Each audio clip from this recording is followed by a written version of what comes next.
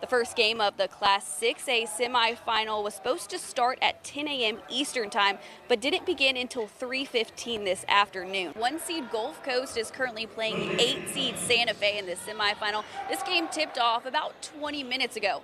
Bozeman's been so tested over the last couple weeks, and Holmes County has had a little bit of a softer schedule in this stretch, and so I think Bozeman was just ready, and I mean, they took advantage of it. They knew what they were doing.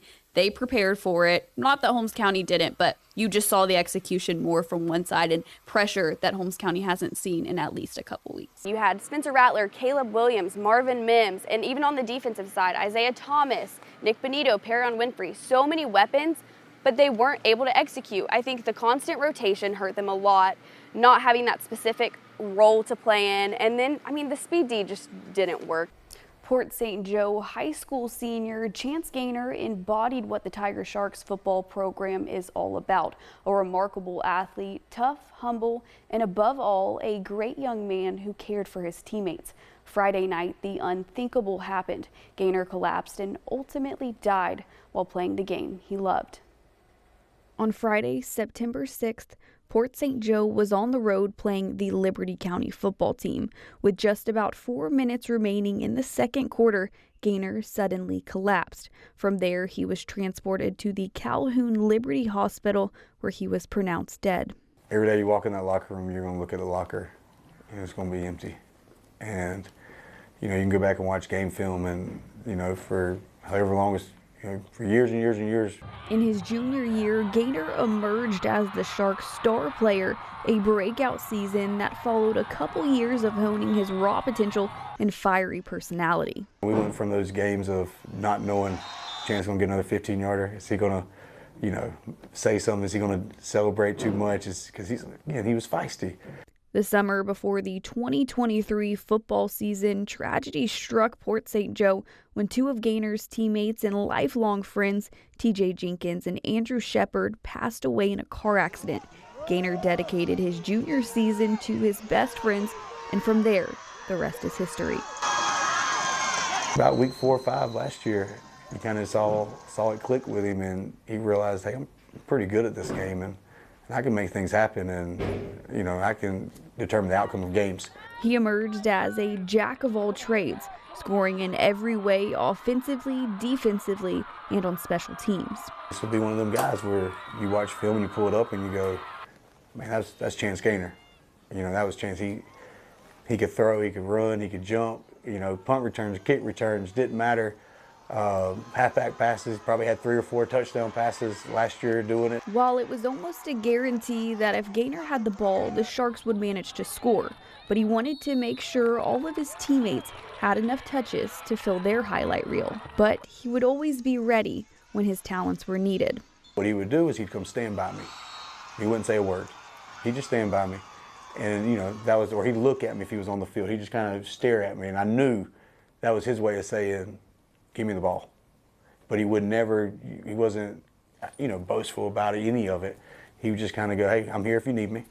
Let me know when you want me to make something happen. Some of the words used to describe Chance are genuine and quiet, a soft-spoken individual, but the ultimate senior leader for his team. The younger kids got to see, you know, leaders aren't always vocal. Sometimes it's by actions, and Chance is that guy, by actions. And because of who he was and what he did in the classroom, on Friday nights, or even on the basketball court, the Port St. Joe community is mourning yet another loss of a rising star.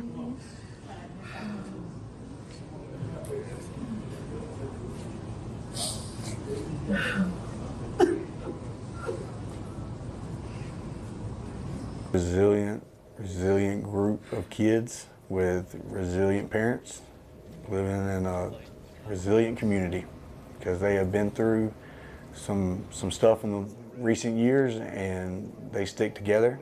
And I mean, I don't know what words to use, because I'm amazed every day that what this community is capable of doing. Gaynor's impact reaches beyond the 3-mile Gulf front stretch of Port St. Joe. He's remembered by the entire Panhandle and state of Florida. The ultimate teammate, friend, son, brother, and Tiger Shark, who spent his final moments wearing purple and gold. Chance on me, chance on three. 1, 2, 3, chance. Visit Panama City Beach hosted the 48th Annual National Softball Association of the Deaf Tournament at Frank Brown Park. Over 400 deaf athletes and umpires from 45 states and even Canada traveled to the world's most beautiful beaches to compete in the annual event. Throughout the year, many of us are involved in a hearing environment, and so for us to be able to play with our peers who have the same advantage that we do of not being able to hear and just playing a game that we love is the reason that we all come here. We love softball and we cherish it, and that's why we're here. This tournament gives these athletes the opportunity to play in an environment with the special culture of the deaf community. It's a huge opportunity for me. I played AAU growing up in the hearing world, and finally I get to be with the deaf community and in the deaf world and play softball with people who are like me. It's a really big deal for me. This game is just like any other softball game, using their hands to communicate instead of their voices. Like I said, we have hearing loss. We are deaf. Some people sign, some people can sign and hear. Some people, we can't hear the hits, so we have to really use our eyes to know where we're going. And communicating on the field is different. We're more dramatic. We're very loud. Just like it is for any sport, communication is key for these athletes. They just have different ways of communicating that they say are not always crash-proof. And I mean, here, like if there's a ball up in the air, we might run into each other because we can't hear each other call for a ball, but that's what happens in our environment, and that's part of the game for us. And while there are winners at this tournament and they love the competition, it's not what draws them to this event. When I'm here, I get to play with my brother, I get to have fun, I get to communicate with everybody on an equal level, and really fun for me. That's number one. So yes, we're competitive, but we have fun too. And I don't feel like the hearing world is all about fun sometimes. Sometimes it's more about the competitiveness and winning.